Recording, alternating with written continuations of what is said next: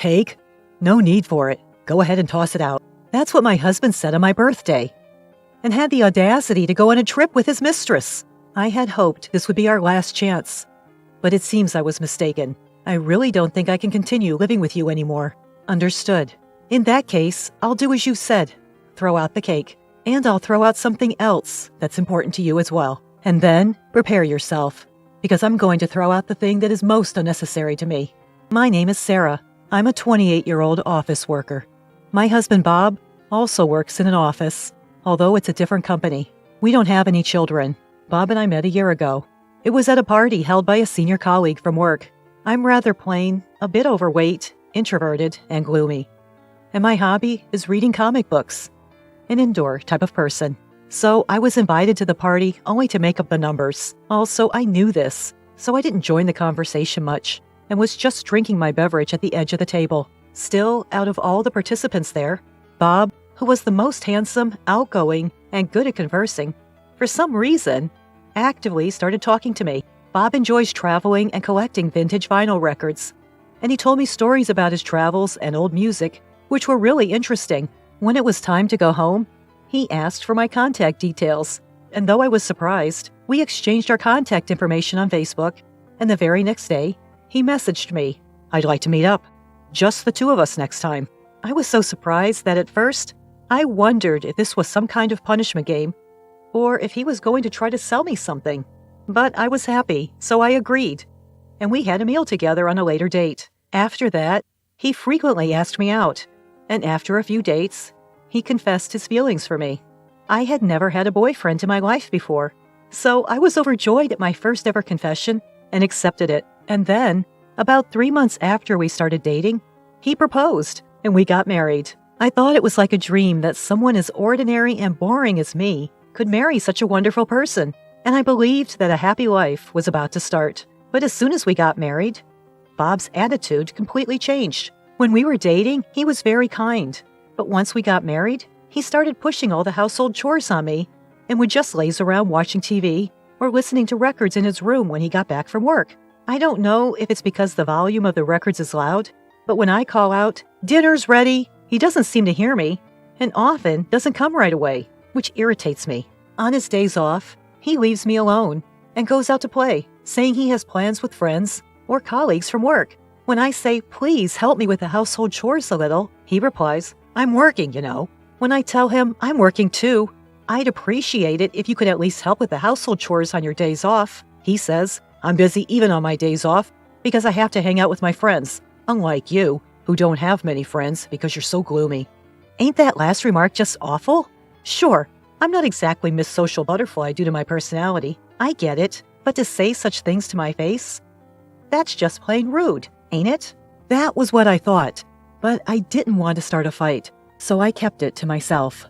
Gradually, Bob started nitpicking about the way I cook and clean, and before long, he started hurling insults like, "You should be grateful that a great guy like me even bothered to marry a plain and overweight woman like you." I thought a real gentleman wouldn't say such things to his wife and would also help with housework. In fact, if he's got issues with the way I clean, I wish he'd at least clean his own room. The only thing he takes care of is his record collection. Also, I love reading comic books, and I've collected quite a few over the years. But one day, I found that all the comic books I had in my room had vanished. I asked Bob, suspecting the worst, and he said, "Oh, those? They were in the way, so I threw them out." I can't believe it. Those were important to me. Some of them were even out of print, hard to get. I protested, but he just said, "Well, your comic books were starting to overflow from your room into the living room. Besides, you should outgrow this childish hobby of reading comic books." How dare he criticize my hobbies? Not to mention, throwing away my stuff without even asking me? Unforgivable. If he's going to be this awful and verbally abusive, why did he even marry me? Probably Bob just wanted a free housekeeper, I guess. And when he met me at a party and saw that I was quiet and submissive, he must have thought I was an easy target. Realizing this, I've spent many nights crying in bed. It's manageable now. But if we were to have kids, I shudder to think what the future might hold. One day, a friend told me she saw Bob walking arm in arm with a woman who wasn't me in the hotel district. Just yesterday, he said he was going out to meet a friend. I was under the impression that this friend was a man. What does it mean he was meeting a woman? Could he be cheating? With these suspicions, I hired a private investigator. As expected, it turned out that Bob was cheating on me. The other woman was a junior colleague from his office, a woman named Susan. He had been cheating on me since we got married. Whenever he said he was going out to meet friends or colleagues, it was mostly dates with Susan. How dare he dump all the housework on me and then play around? I'm going to divorce him, I thought, and even consulted a lawyer. But even so, I couldn't completely hate Bob, who allowed even a plain and boring woman like me to dream a little about marriage. So I decided to make one last bet. This coming Saturday is my birthday. If Bob would celebrate the day with me, I thought I would hold off on the divorce. At dinner, I said to Bob, "Bob, do you remember what's coming up this Saturday?" "Huh? Saturday? Is there something special going on?" I was a little shocked to realize that he had completely forgotten. At this point, my hopes were dashed again, but I continued the conversation. "It's my birthday." "Oh, yeah, now that you mention it. Well, it falls on a day off this year, so I was thinking of getting a cake and having it together." "Ah, you promise, right?" "Absolutely do not make any other plans, okay?" With a somewhat praying feeling, Sarah said this to Bob, who seemed reluctant. And then it was the Friday before her birthday. During dinner, Bob said, "I have a business trip tomorrow." "What? Tomorrow is my birthday, and we promised to eat cake together. I've already made a reservation." When I said that, he said, "Well, it's work. I can't help it. Show some understanding for your husband's work. Anyway, I'm going on a business trip tomorrow. It's for 2 days and 1 night, so I'll be back on Sunday evening. Please pack for me."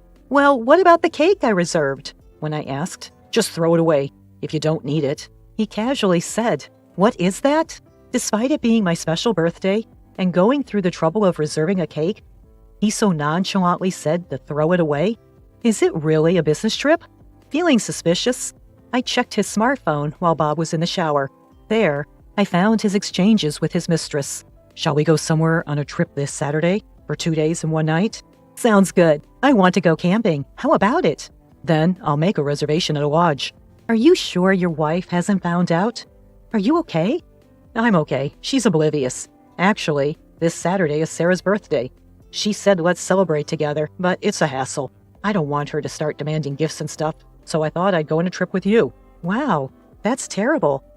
Your wife must be so sad." I almost cried from the shock, but somehow managed to hold back and took a screenshot of their conversation on my smartphone. I didn't particularly want gifts or anything. If you had simply agreed to eat cake with me, I would have still had a glimmer of belief that you might care about me a bit. Seeing the messages between you and your mistress shattered that last bit of hope. Enough. I'm done with it. Then, on my birthday, Bob so audaciously demanding at the front door, "Well, I'm heading out. While I'm on a business trip, clean my room for me." "Okay.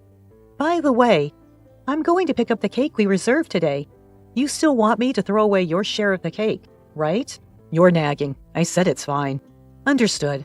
I'll clean your room, and I'll throw away anything that I think you don't need anymore. That's okay with you, right?" "Yeah, it's fine. I'm heading out now." With that, Bob left for what he claimed to be a business trip, but was in reality a trip with his mistress. Remember when I asked, "Is it okay if I throw away anything I think you don't need?" And you said, "Yeah, it's fine"? I recorded our conversation on a voice recorder, so there's no taking it back now. Well, once inside Bob's room, I vacuumed and wiped the windows. Next, I disposed of the unwanted items. Old clothes, piles of stationery, and the record collection that Bob had been amassing. It took quite a bit of money and effort to collect those records, I recall. I packed up all these items and put them in the storeroom. Then I placed the filled-out divorce papers on the living room table and left the house. Now, it's my birthday after all. I'm going to enjoy it just as I like. First, I went to pick up the reserved cake. After that, I booked a room in a luxury hotel I had always wanted to visit and ate the cake in my hotel room. Bob said, "Throw it away." But I couldn't bring myself to waste food, so I ate both portions. It was delicious, but I might gain weight again, so I really need to start dieting. I then went shopping in the nearby stores and took a stroll by the sea close by. I had spent my days off doing housework until now, so this kind of leisure day was a first in a long time. Just as I was thinking about this, I received a call from Bob on Sunday night. Honestly, I didn't want to answer, but I had no choice. Hello? Hey, where the heck are you? I got back from my business trip and you're not home, and there's no dinner ready. How annoying. He's ruining the relaxing ambiance of my luxury hotel stay. Well, I'm staying in a hotel for a bit, for reasons. There's a lovely sea nearby. Would you like me to send you a picture? What are you talking about? I don't care about that. Why are you in a hotel? Where's my dinner? Also, I found divorce papers. What's going on? What's going on? Well, if there are divorce papers, you should know what to do, right? Are you planning to make a paper airplane with it? You can't be that stupid. Just sign your name on it and take it to the city hall. So you want a divorce? That's right. Honestly, I'm sick and tired of it. Bob just leaves me alone to play on his day off, and he never helps me with the household chores. From the very beginning, the first thing he does when he calls me is get mad because I haven't prepared dinner. I thought it was unbelievable. What's up with that? And when I looked in the room, my collection of records was gone. What happened? Oh, I threw away the records. As I say that, Bob's voice raises even higher. You threw them away? Are you kidding me? Why? You knew I cherished those. But Bob, you told me before your business trip that I could throw away anything I deemed unnecessary. You said it was okay, so I did. I even have our conversation recorded. Want to listen? And besides, you also threw away my beloved comics, didn't you? Anyway, don't just drop divorce papers on me and leave. I get it. Then let's meet and talk for once. And so a few days later, honestly, I didn't want to see Bob anymore. But I had no choice but to have a discussion at the lawyer's office. Bob, whom I hadn't seen in several days, was in shabby clothes and had unkempt hair. I was the one who used to iron his clothes. I think the conditioner was about to run out. Maybe that's why his hair was so messy. But he should be able to buy conditioner by himself, I think. Seeing Bob in such a sloppy state, I wonder why I ever liked such a person. I'm glad. I had worried about how I would feel if I no longer wanted to divorce after seeing Bob again. But it seems that was needless worry. And then the discussion began. I'll say this first. I haven't changed my mind about wanting to divorce. This is the amount I want as alimony. Seeing the amount I suggested, Bob screamed, $30 million? Sarah, that's way too much.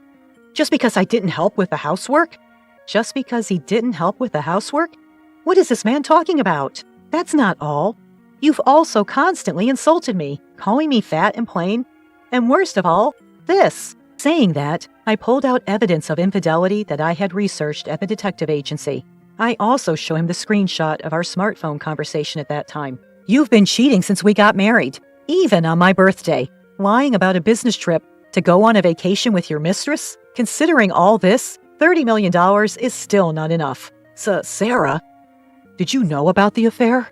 Looking at the photos, Bob turns pale. Yes. Did you think I didn't notice because I'm dense? Don't make fun of me. And you threw away my beloved comics, remember? But that's because you threw away my records. Oh, the records? I lied about throwing them away. Surprised Bob, I explain. Actually, I thought about throwing them away, but I felt it would be too cruel, and I didn't want to be held responsible for throwing them away, so I didn't. The records are stored in the back of the storeroom. What? Seeing Bob's relieved face, I say, why are you looking so relieved? The fact that you threw away my comics hasn't changed, so you should compensate for that. And about the cake, you said throw it away? But I couldn't disrespect food, so I ate both portions. So you didn't throw away anything? When Bob sought confirmation, I told him with a chuckle, there's no need for that. I declared to you, I discard anything I don't need. And I've done just that. Well, actually, I'm about to do it. Huh? Bob seemed unable to comprehend. With a deeper smile, I told him, you. Yes, you. You're the thing I need the least. I'm going to get rid of you completely. Once you understand that, please divorce. There's no way the alimony will be less than this amount. If you argue, it'll be higher. When I said this, Bob pleaded, I'm sorry, I won't cheat anymore, and I'll help with the housework because you're here. Because I'm here? What? So you can go on dates with your mistress without any worry, dumping the chores on me during your days off? No, that's not it. Bob babbled, no matter what you say, I intend to divorce. I don't like holding on to trash because I'm a neat freak, I retorted. After I said that, Bob fell apart, stammering, I'm trash? His expression at that moment was priceless. Afterwards, we divorced. Since the divorce, all communication has been through our lawyer, so I haven't seen Bob since. However, according to stories my lawyer shared, Bob, having left all the housework to me, had no domestic skills. He briefly cohabited with Susan, but apparently she too couldn't do housework. Their place quickly became a mess. Their diet was all over the place. Because they were constantly eating out, Bob started gaining weight, and his once handsome face now looks quite regrettable.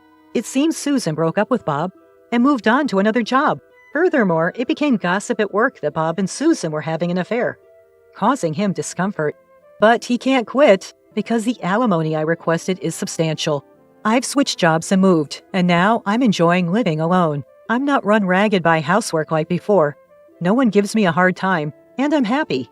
Plus, maybe because I'm not stressed anymore, my face is brighter, and I've been told I look a little thinner. If I continue to lose weight, even though I don't plan to see him again, I might make Bob regret even more.